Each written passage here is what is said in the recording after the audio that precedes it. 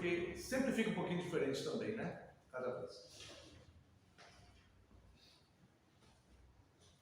Mateus capítulo 14, verso 22. Logo a seguir, compeliu Jesus os discípulos a embarcar e passar adiante dele para o outro lado, enquanto ele despedia as multidões. E despedidas as multidões, subiu ao monte a fim de orar sozinho. Em caindo a tarde, lá estava ele só.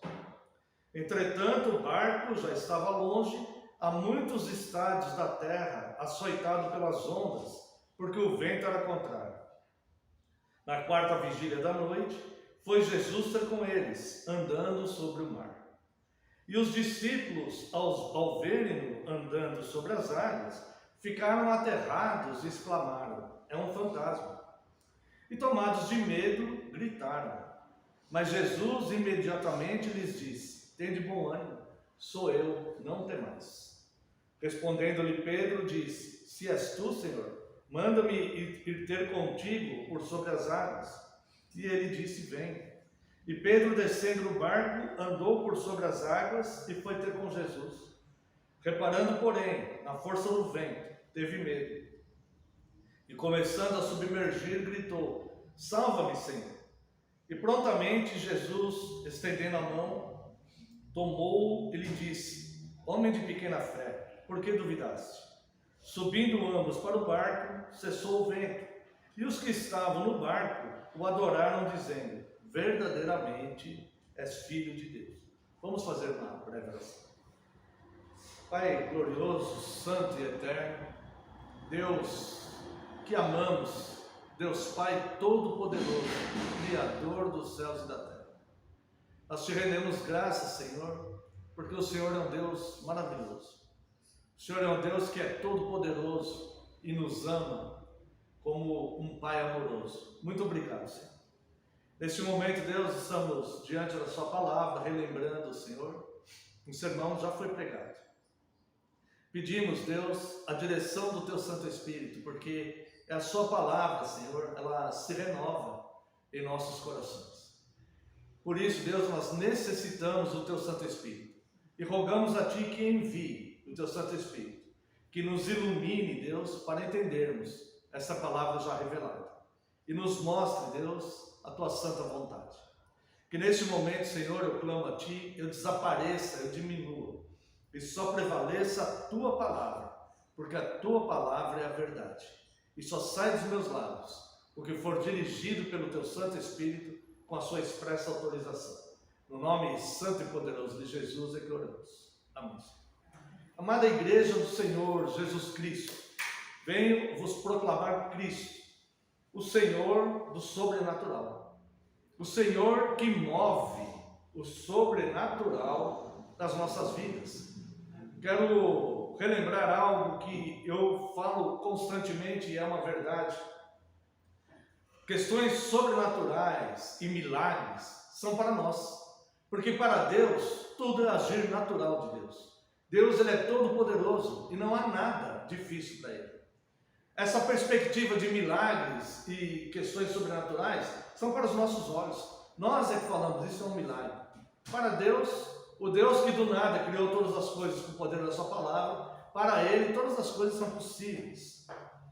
E eu quero proclamar aos irmãos Cristo, o Senhor, que não só moveu o sobrenatural aqui, andando sobre as águas e fazendo Pedro andar sobre as águas, mas o Senhor que move o sobrenatural nas nossas vidas até hoje. Quando nós vemos aqui o verso 22, logo a seguir compeliu Jesus os discípulos a embarcar e passar adiante dele para o outro lado, enquanto ele despedia as multidões. Obrigado, Deus abençoe. Por que Jesus fez isso? Qual necessidade havia de Jesus falar para os discípulos pegar um barco, atravessar para o outro lado, sendo Jesus, o próprio Deus, sabia que haveria uma tempestade que os açoitaria no caminho? Por que será que Jesus envia os seus discípulos e não mantém os seus discípulos com ele enquanto ele vai despedir essas multidões. E por que essas multidões estavam ali? O Senhor Jesus ele está numa providência aqui, no seu ministério terreno, enquanto 100% homem. Jesus ele não queria os elogios. Muitas vezes Jesus, quando ele fazia os milagres, ele orientava as pessoas, falando, não conta para ninguém. Jesus ele não estava fazendo propaganda de si mesmo como um milagreiro. Jesus não atraía as pessoas para verem milagres. Jesus veio buscar e salvar o perdido e ensinar o reino de Deus com palavras. Ele ensinava por parábolas. Ele fazia os sinais e maravilhas. Mas ele não queria, Jesus não estava em busca de pessoas que estavam interessadas no milagreiro. Jesus não quer admiradores. Jesus quer discípulos. Jesus não vem buscar pessoas que o admiram, que dão tapinha nas costas, que o elogiam, mas não o seguem. Não são esses que Jesus veio buscar. Muitas pessoas no mundo falam, eu reconheço o Jesus dos cristãos, eu amo o Jesus dos cristãos, eu admiro o Jesus dos cristãos, mas não seguem o Jesus dos cristãos. Esses não são discípulos. Esses não são esses que Jesus veio buscar. Jesus veio buscar e salvar o que estava perdido. E para fazer isso, Jesus veio ensinar. E conhecereis a verdade, e a verdade vos libertará. Foi assim que Jesus libertou aqueles a quem ele veio buscar do império das trevas, através do conhecimento das coisas que ele veio ensinar sobre o reino de Deus. Então, Jesus ele despede as multidões, e para nós entendermos o porquê que ele mandou os discípulos para o outro lado enquanto ele despedia as multidões, nós vamos ter que entender o que havia acontecido imediatamente aqui. E a partir do verso 13 nós vemos a primeira multiplicação de pães e peixes. Então Jesus ele fez uma grande maravilha aqui, ele fez um grande sinal, ele fez um grande milagre aqui, que deixou todo mundo extasiado, todo mundo aterrado, todo mundo espantado. Mas como isso é possível? Eu não vou me referir a esse milagre de Jesus nesse sermão, mas o contexto é este. Então Jesus, ele priva os seus discípulos, ele tira os seus discípulos daquele incentivo ao orgulho que viria. Porque como Jesus fez um grande sinal e uma grande maravilha aqui, certamente aquelas multidões estavam ali dando tapinhas nas costas, falando, o Senhor é demais, veja que é profeta, o Senhor é grande, que poder, o Senhor... E isto, no ser humano, pode gerar orgulhos. Então Jesus, ele sabe que o orgulho vai afastar aqueles apóstolos do verdadeiro sentido do ministério do Filho do Homem, do Filho de Deus, que veio buscar e salvar o perdido. E aqueles discípulos a quem ele priva de estar exposto a esse tipo de orgulho, que ele prefere que os discípulos passem por uma tempestade no mar aberto, ele priva esses discípulos de participar de serem contaminados com esse orgulho, porque aqueles discípulos que lançariam, seriam os apóstolos, que lançariam os fundamentos doutrinários, que doutrinariam a sua igreja. Então Jesus, ele tira os discípulos daquele foco que pode contaminar o homem com o orgulho. São algumas coisas que fazem muitas vezes os homens caírem, e o orgulho é uma dessas armadilhas. É bom os elogios, é bom o reconhecimento do trabalho. Todos nós precisamos de reconhecimento do trabalho, de elogios. Todas as pessoas precisam serem reconhecidas e serem valorizadas pelas suas atitudes boas, né? Mas o orgulho, ele gera a soberba, e ele vai transferir a glória de Deus para o homem. Então Jesus, ele manda os seus discípulos e priva aqueles discípulos deste foco de contaminações. Então nós vemos aqui, logo a seguir, compeliu Jesus os discípulos a embarcar e passar adiante dele para o outro lado, enquanto ele despedia as multidões. E despedidas as multidões, o que Jesus fez?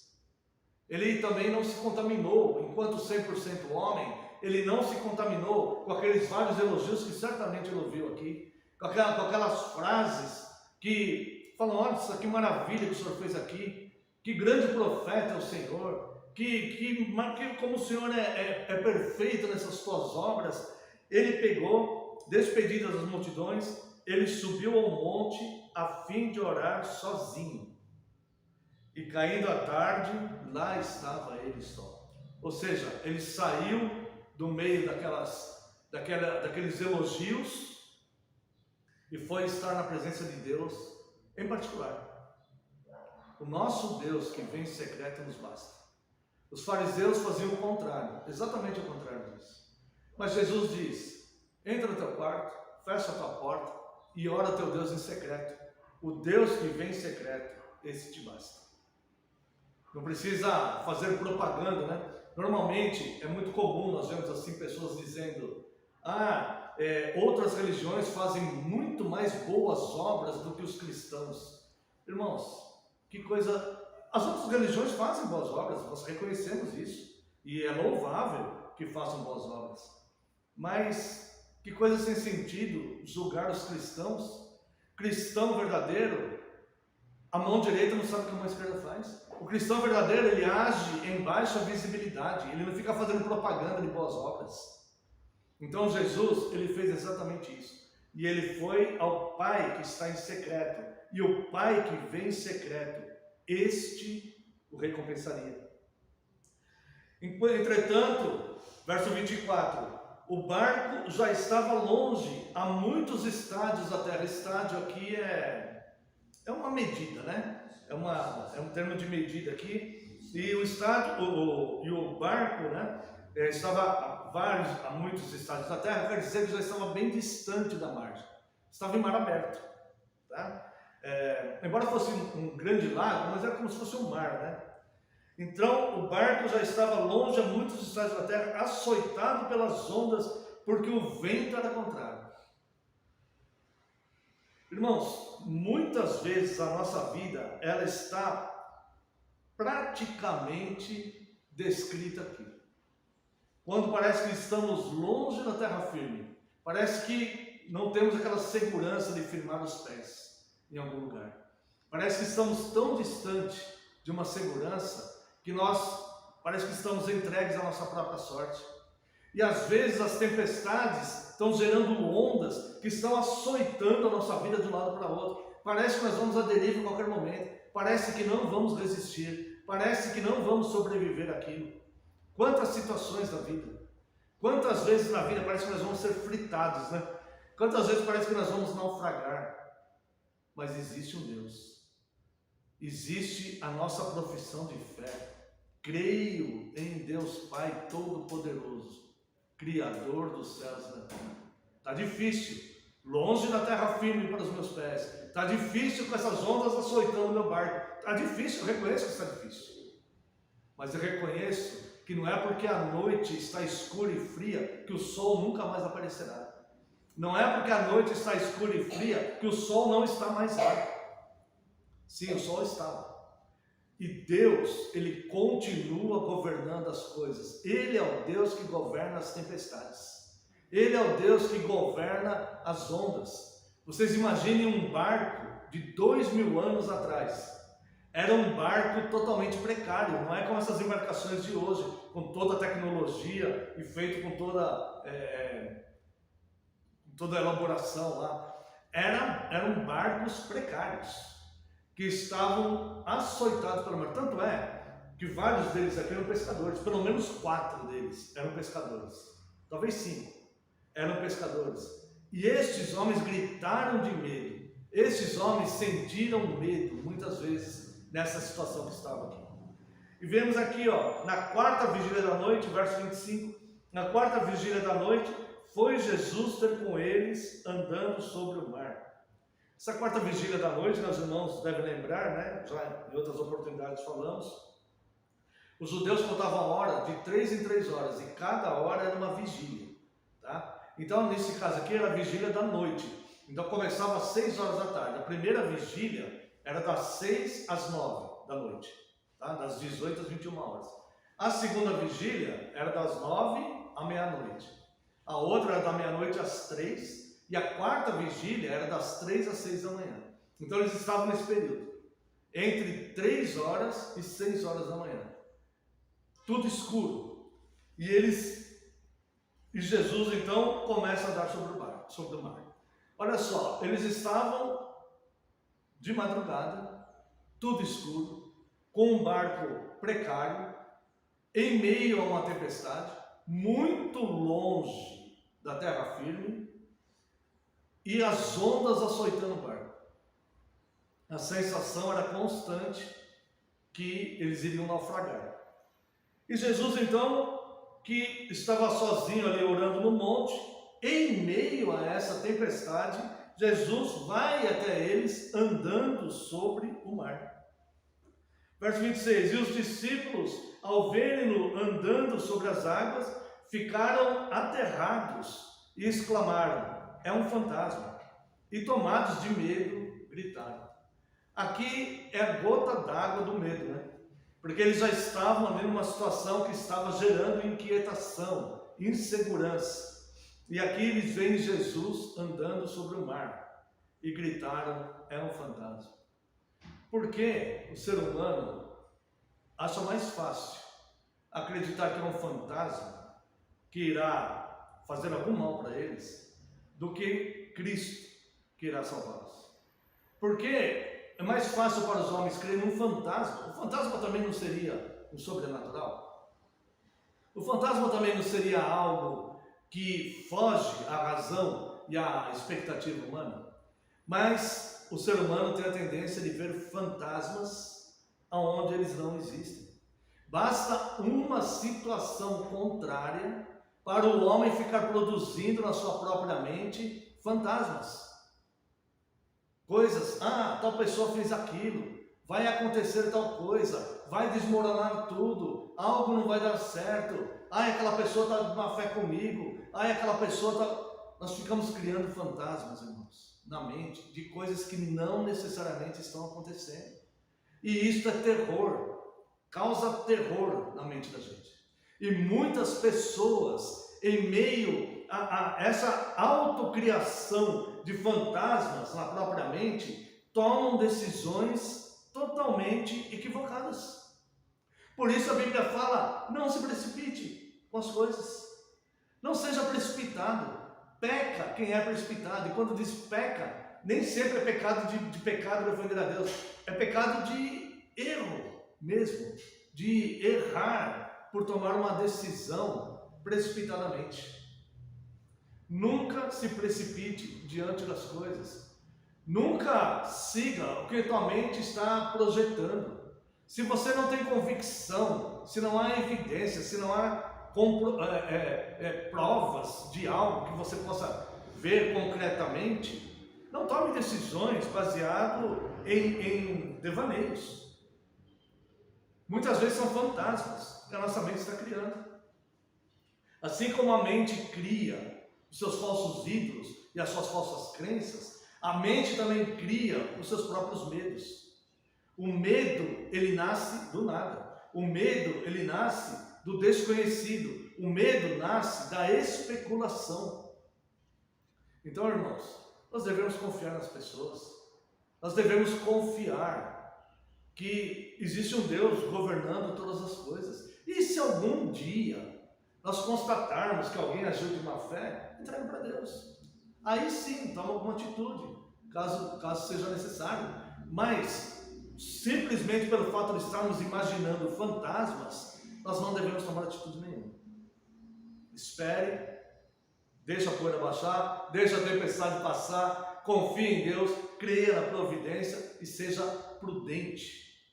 Seja a pessoa prudente. O cristão, ele é prudente. Mas aqui, nós podemos entender esses homens. 12 homens num barco precário, açoitado por ondas, tudo escuro, e de repente vem alguém andando sobre o mar. De fato, era bem possível pensar ser um fantasma ali. Talvez nós mesmos ali, pensaríamos isso, seria difícil imaginar que Cristo estava andando sobre as águas.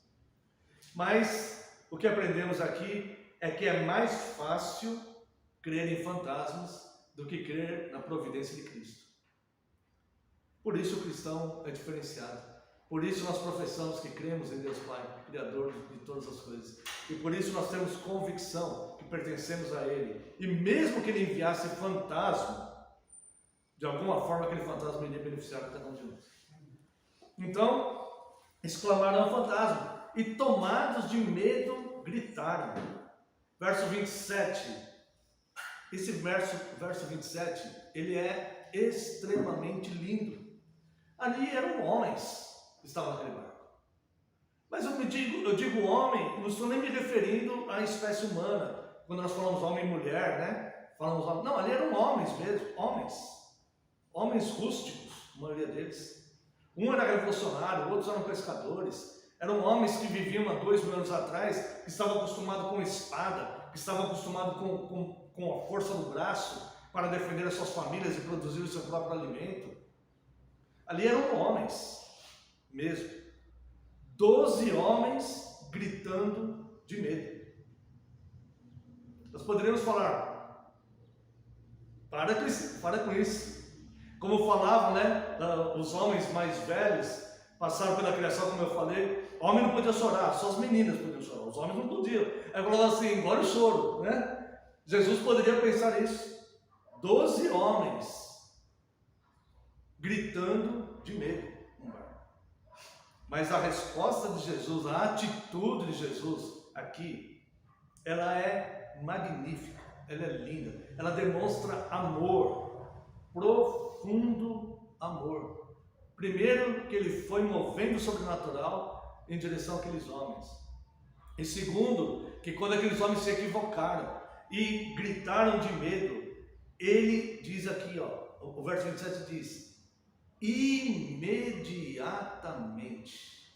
Jesus não ficou olhando eles, falando assim, não, deixa eles perceberem, deixa eles sofrerem um pouquinho, né? Tá faltando fé neles, então deixa eles aí um pouquinho. Deus não tem prazer. A palavra de Deus diz que Deus não tem prazer nem no sofrimento do ímpio. Deus não tem prazer no sofrimento de ninguém, quanto menos do seu próprio povo. Deus não tem prazer nisso. E veja aqui, ó, Jesus imediatamente dá uma palavra de conforto, de consolo para eles. Essa palavra imediatamente no versículo 27, ela vai fazer toda a diferença no sentido do caráter de Cristo, no amor de Cristo. E diz aqui, ó, mas Jesus imediatamente lhes disse, tende bom ânimo, sou eu, não temais. Irmãos, esta é a palavra de ordem do Evangelho. Tende bom ânimo. Tende bom ânimo. O que você faz de bom sem ter bom ânimo na sua vida? O que você produz de bom sem ter um bom ânimo para fazer as coisas? Tudo que vier às tuas mãos a fazer, faze de bom ânimo. Faça como servindo a Cristo, como servindo ao Senhor. Tenha bom ânimo para viver. Não se assuste com adversidades, não se assuste com fantasmas, apenas tenha de bom ânimo, não tema, porque há um Deus que governa o universo, há um Deus que governa as tempestades, há um Deus governando no problema que nós passamos, há um Deus que governa nas enfermidades, há um Deus que governa na morte, aquele que crê em mim, ainda que morra, viverá. Há um Deus governando todas as coisas. Não temas, tende bom ânimo. Viva com bom ânimo. Sorria. Não murmure. Viva com bom ânimo. Porque há um Deus que governa todas as coisas. E note que Jesus fala isso imediatamente para eles. Imediatamente. Primeiro Jesus, ele cuida aqui da questão emocional deles, da questão espiritual deles. Jesus vai salvá-los dessa tempestade. Mas primeiro Jesus cuida da questão emocional aqui, ó. Imediatamente Jesus faz isso. Porque a questão emocional, irmãos, muitas vezes, ela nos faz mais mal do que as questões físicas. Muitas vezes. O emocional nos faz desmoronar diante das coisas. Então Jesus, ele aplica o verdadeiro remédio aqui. Tende bom ânimo, não temas, sou eu. Aquele que anda sobre o mar, pode cuidar de vocês aí. Não fique desesperado por causa de um barco precário. Eu sou o Criador do universo. Eu sou o que sustenta o universo. A hora que eu der uma palavra para essa tempestade, ela para. Então, tem de bom ânimo. E Jesus fala isso imediatamente, né? Tem de bom ânimo, sou eu, não temais. Esse é um dos versículos mais lindos das Escrituras, né? Quando a filha de Jairo, ele enfrenta uma multidão para pedir a Cristo que curasse sua filha. Ele está, eu não gosto nem de imaginar como é que Jairo estava. Sua filha estava à beira da morte, ela ia morrer. Na medicina não havia mais recursos, não tinha mais o que fazer. E ele vai então buscar Cristo, e ele enfrenta uma multidão para buscar Cristo, para pedir o favor de Cristo, confiando em Cristo. Só Cristo poderia fazer alguma coisa ali. E ele vai até lá, e ele começa a falar com Cristo: Senhor, me socorre, minha filha está enferma. E Jesus olha para ele, do nada Jesus fala: quem me tocou, porque de mim saiu o poder. Todo mundo conhece a história, né? É quando a mulher com fluxo de sangue toca na orla das suas vestes. Eu fico imaginando o Jairo ali, aquele desespero. E os discípulos então começam: Senhor, é uma multidão aqui, esbarrando todo mundo, só fala que ele tocou em mim. Jesus fala: não, mas é porque eu sei. E começa aquele diálogo de Jesus, os discípulos e o Jairo lá: Senhor, minha situação é urgente. Para com essa conversa. Para de conversar com eles. Para de ficar entrando nesses detalhes que tem muita gente um empurrando o outro. Minha situação é desesperadora. E Jesus, ele começa então a cuidar da questão da mulher. Ele falou: não, saiu virtude de mim. Jesus começa então a dar um ensino ali. Mas Jesus não deixa Jairo na sua angústia. Jesus, enquanto ele vai falar com os discípulos sobre isso, ele vai ensinar, a mulher vai começar a falar com Jesus: sou eu, Senhor, que te toquei. E ele vai começar a falar com a mulher do fluxo de sangue, não sei o quê. Mas ele não esquece o Jairo na angústia dele. Ele olha para o Jairo e fala: não temas, crê somente. Não temas, crê somente. Calma. O tempo pertence a Deus. Não dormitará aquele que guarda Israel. Não vai permitir que seus pés vacilem. Ele não dorme, nem dormitará. Não vai cochilar. Não vai perder a atenção ou perder o foco. Ele não vai se distrair com a mulher do fluxo de sangue. Ele não vai se distrair com nada. Ele está simplesmente governando todas as coisas. Só que tudo tem seu tempo. E como nós falamos aqui, o tempo é uma ferramenta de Deus, pertence a Ele. E é uma ferramenta que Ele não abre mão. É assim que Ele governa. Então nós confiamos plenamente, não há dúvida nenhuma em nós, que Ele é todo poderoso. Então, Jesus, imediatamente ele disse: não, tem de bom ânimo, sou eu, não tem mais. E Pedro resolve colocar Jesus à prova. Será que é mesmo? Será que é Jesus mesmo isso? Será que não é um fantasma imitando a voz de Cristo? Verso 28, respondeu-lhe Pedro, disse: se és tu, Senhor, se és tu. Se és tu. Será que a palavra de Cristo já não basta? Fala: sou eu. Veja como Cristo é misericordioso, né? Ele podia ter fulminado. Ontem nós falamos de Tomé, né? Tomé, em determinado momento, bate de frente com Cristo ali, né? Ele podia ter fulminado todos eles, né? Mas é misericordioso e trata as questões. Ele entende os conflitos da mente humana, né? Do emocional humano. E Pedro fala: se és tu, Senhor, manda-me ir ter contigo sobre as águas. E Jesus disse: vem. O meu poder não está restrito só ao meu universo particular aqui. O meu poder é em tudo, no universo inteiro. Eu tenho poder para fazer você andar sobre essas águas aí. O poder não é só eu andar sobre as águas. O poder é fazer você andar sobre as águas também. E fazer com que você não afunde nas águas. E Jesus pega e fala: vem. E Pedro, descendo do barco, andou por sobre as águas e foi ter com Jesus. Quer dizer, já era muita loucura o que estava acontecendo, né? Porque eles estavam no escuro, de madrugada, uma tempestade que apareceu do nada, as ondas açoitando o barco quase naufragando. Dali a pouco eles veem um homem andando sobre as águas, eles falam: é um fantasma.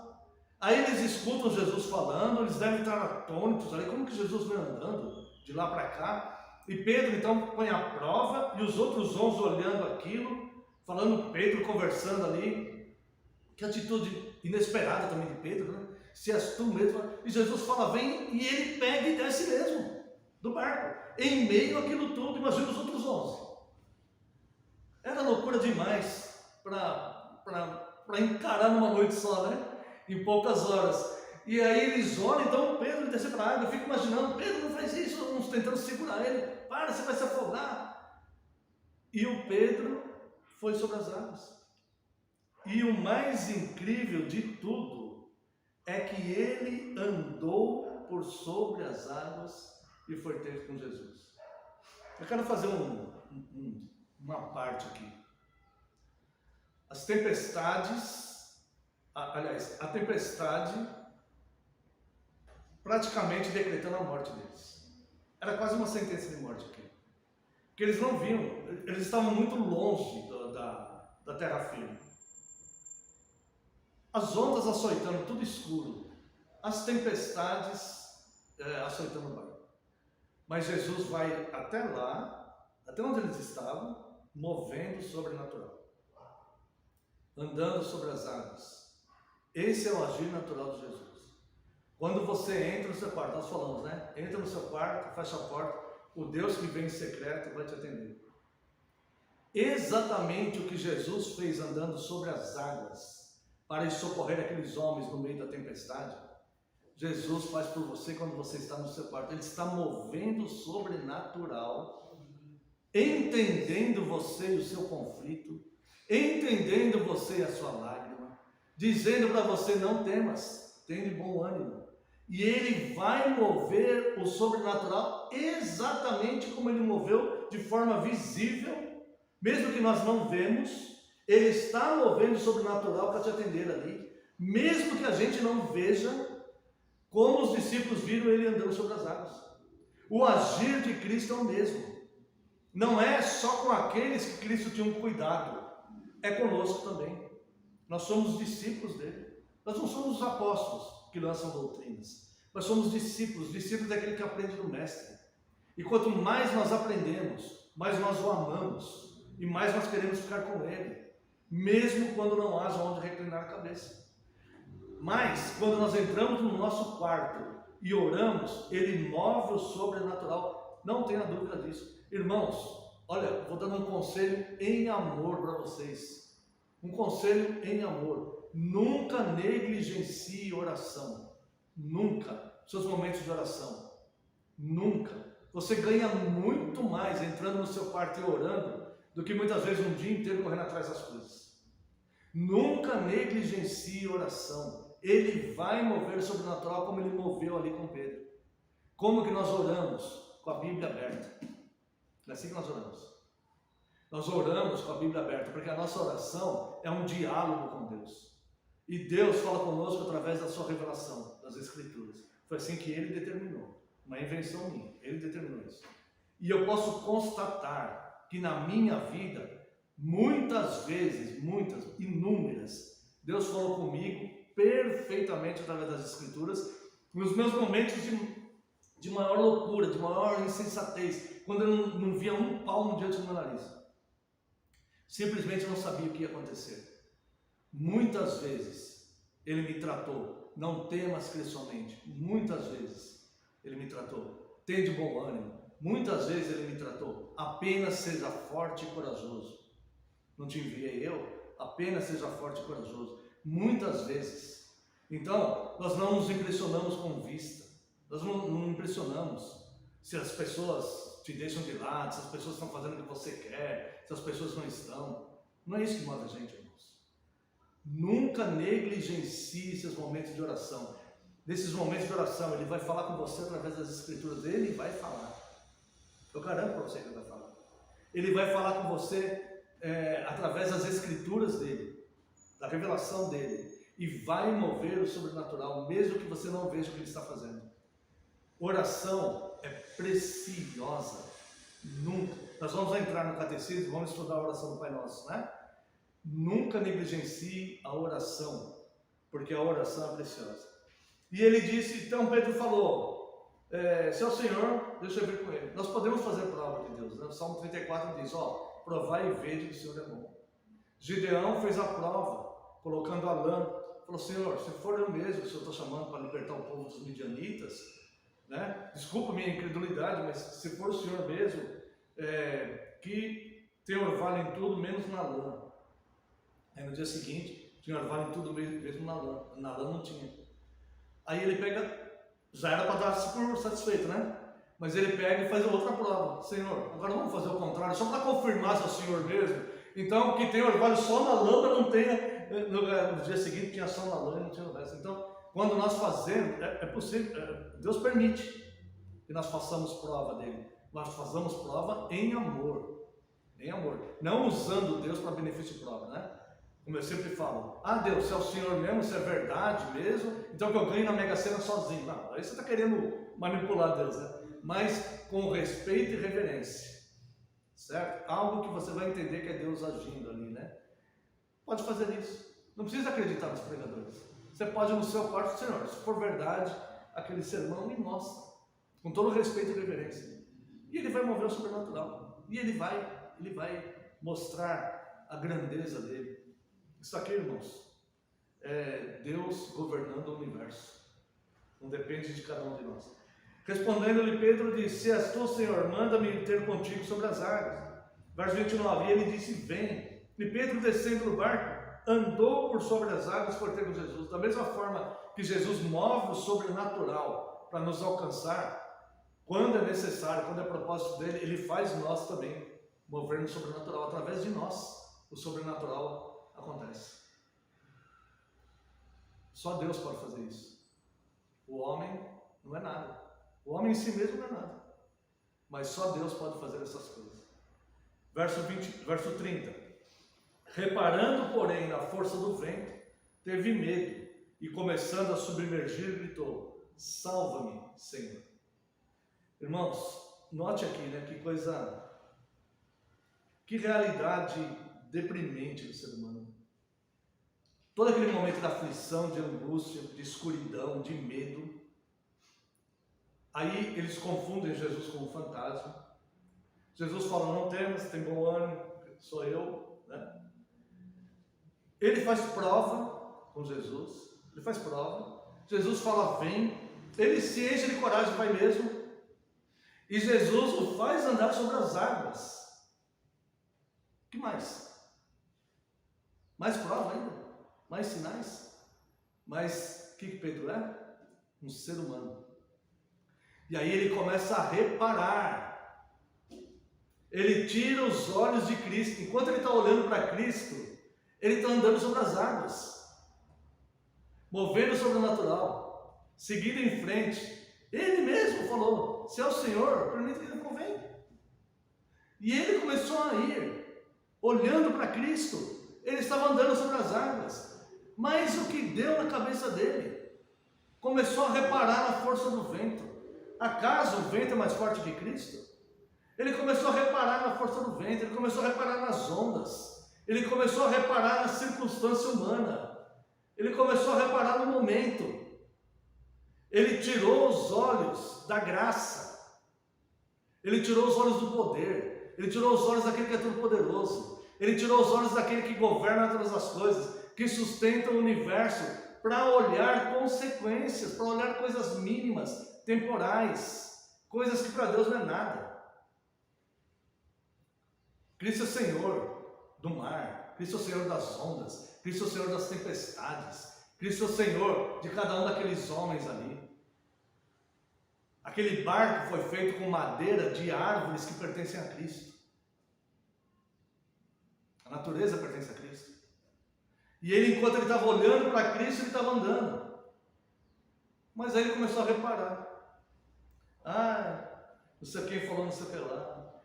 O mundo está assim. Minha situação financeira. E se eu pegar gripe. E começou a reparar. E quando tira os olhos de Cristo e começa a reparar em coisas secundárias, afunda. E foi exatamente isso que aconteceu com ele. Pode não afundar imediatamente, como alguém que está literalmente na água, como Pedro estava literalmente na água. Mas vai afundar e descer no tempo, porque tirou os olhos da rocha, tirou a própria segurança que ele tinha. E aí então, verso 30, reparando porém na força do vento, teve medo. Não foi assim com Adão? Nós pregamos, né, domingo passado, culpa, neurose e vergonha. Não foi assim que Adão teve medo? Teve medo. Onde você está, Adão? Eu escutei a sua voz e tive medo e me escondi. Que sentimento, né? Terrível. O medo, às vezes o medo é bom, porque ele pode nos proteger de algumas coisas, né? Então, por exemplo, o medo de entrar num bairro perigoso à noite pode nos preservar de algo. Então, melhor não ir, né? Nesse ponto é bom. Mas o medo, ele nos escraviza. Uma pessoa coloca um chocolate no armário. A criança vê ele colocar o chocolate no armário. E ele pega e fala para a criança, ele fala assim, olha, dentro daquele armário tem um fantasma. Tem um fantasma agressivo. E vai embora e deixa a criança sozinha ali. E a criança está com vontade do chocolate. A criança tem duas opções, certo? Ou ficar morrendo de medo do fantasma, e vai ficar sem o chocolate, e vai passar a aflição que não precisa passar, porque ele mentiu, não tem fantasma nenhum. A criança vai ficar ali sofrendo angústias e aflições, ou ela vai vencer o próprio medo, vai abrir o armário e vai comer o chocolate. O ser humano, da mesma forma. Você pode se retrair no seu próprio mundo e ficar com medo dos fantasmas que as pessoas criam para você. Do mesmo jeito que você cria fantasmas na sua vida, as pessoas também criam fantasmas na sua vida. Ou você pode vencer os teus medos, abrir o armário e pegar o teu chocolate. Então, Jesus, o Pedro, reparando na força do vento, teve medo. E aí, teve medo e começou a desmoronar. Começando a submergir, gritou, salva-me, Senhor. Eu lembro, né? Talvez os irmãos lembrem também, a última vez que eu preguei esse sermão assim, eu falei assim, não tem ninguém que está afogando que fala, Senhor, por gentileza, se é possível o Senhor me salvar, né? Eu não gostaria de morrer afogado, só poderia fazer a gentileza. Ninguém vai te socorrer assim quando está se afogando.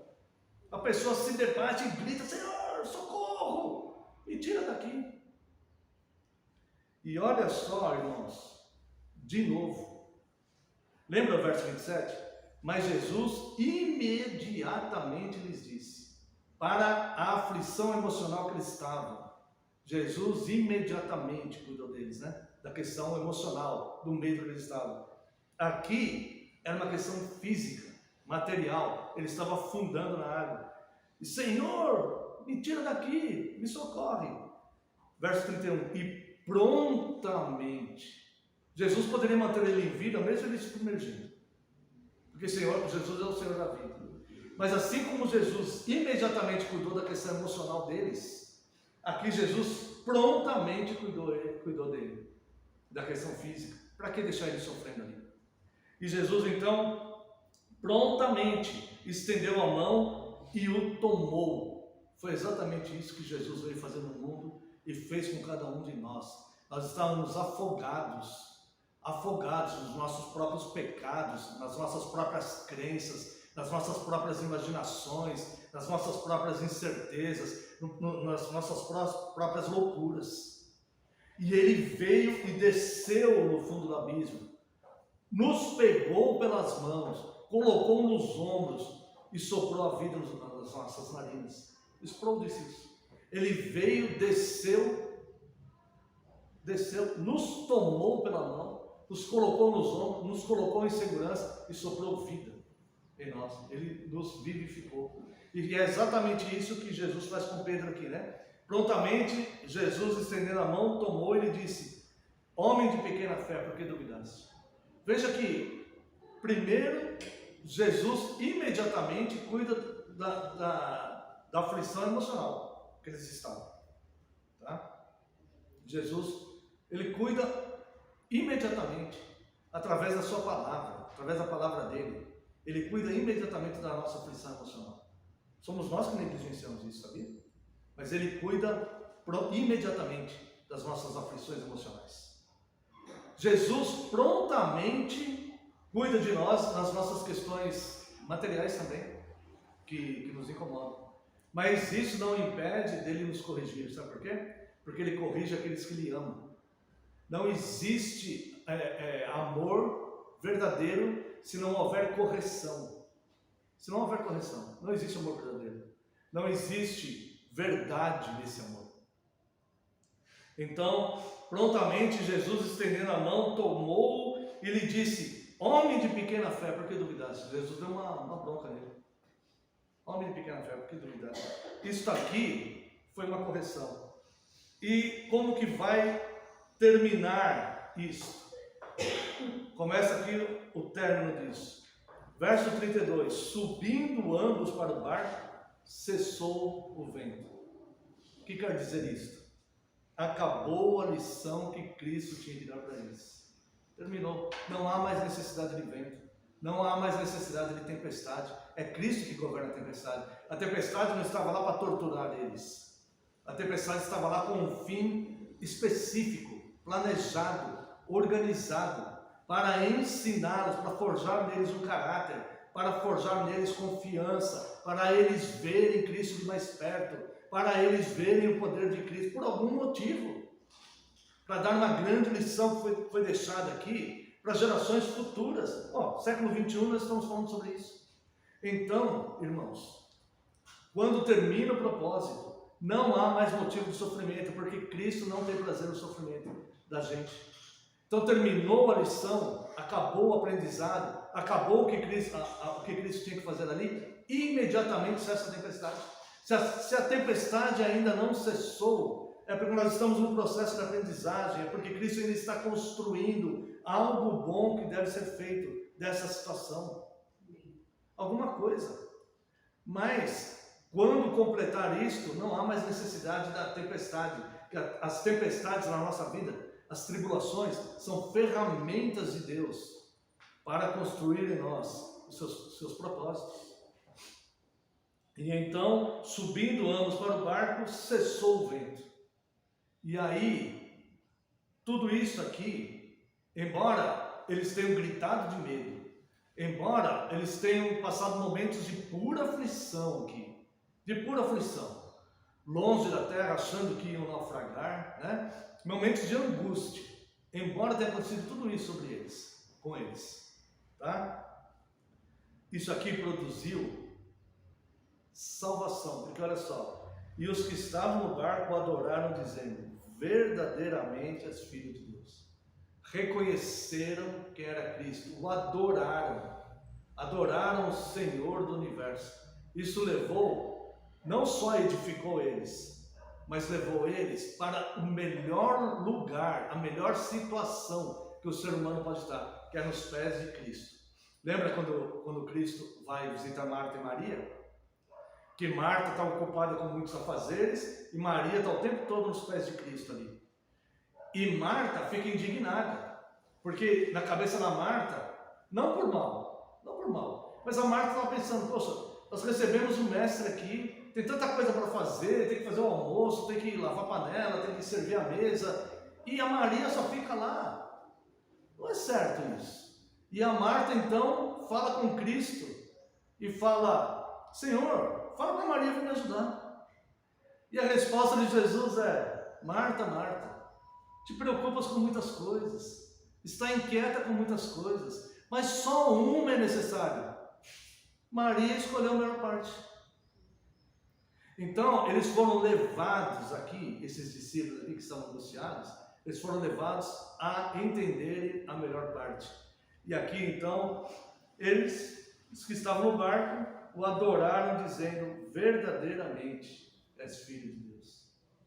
Olha, quando nós chegamos a essa conclusão, quando nós adoramos a Deus, nós estamos na melhor parte. A melhor parte da nossa vida é o que nós estamos fazendo aqui.